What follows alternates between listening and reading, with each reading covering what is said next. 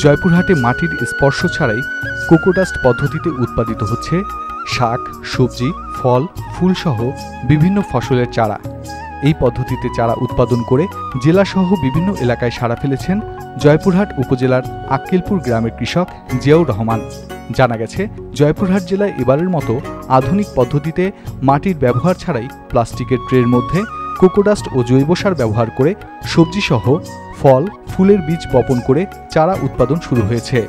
দেখা গেছে সারি সারি প্লাস্টিকের ট্রে সাজানো, সেই ট্রেতে সারিবদ্ধভাবে শোভা পাচ্ছে বিভিন্ন প্রজাতির শাকসবজির চারা। তবে অবাক করা ব্যাপার হচ্ছে, এসব চারার সঙ্গে মাটির কোনো সম্পৃক্ততা নেই। নারকেলের ছোবড়ার টুকরোর মধ্যে বীজ বপন করা হচ্ছে। মাটির সঙ্গে সম্পৃক্ততা না থাকায় রোগবালাইয়ের আক্রমণও নেই।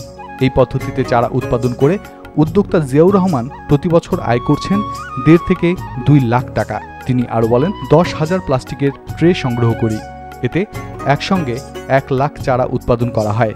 ট্রেতে বীজ বপন শেষে ঢেকে দেওয়া হয় নেট দিয়ে, ফলে কোনো ধরনের কীটপতঙ্গ চারা গাছকে আক্রমণ করতে পারে না। চারাগুলো বেড়ে ওঠে সুস্থ ও সবলভাবে। জিয়াউর রহমান বলেন, ক্যাপসিকাম, স্ট্রবেরি, হাইব্রিড মরিচ, লাউ, কুমড়া, তরমুজ, ফুলকপি সহ বিভিন্ন ধরনের ফল ও ফুলের চারা উৎপাদন হচ্ছে এই পদ্ধতিতে। সব খরচ বাদ দিয়ে মোটা অঙ্কের টাকা আয় হচ্ছে।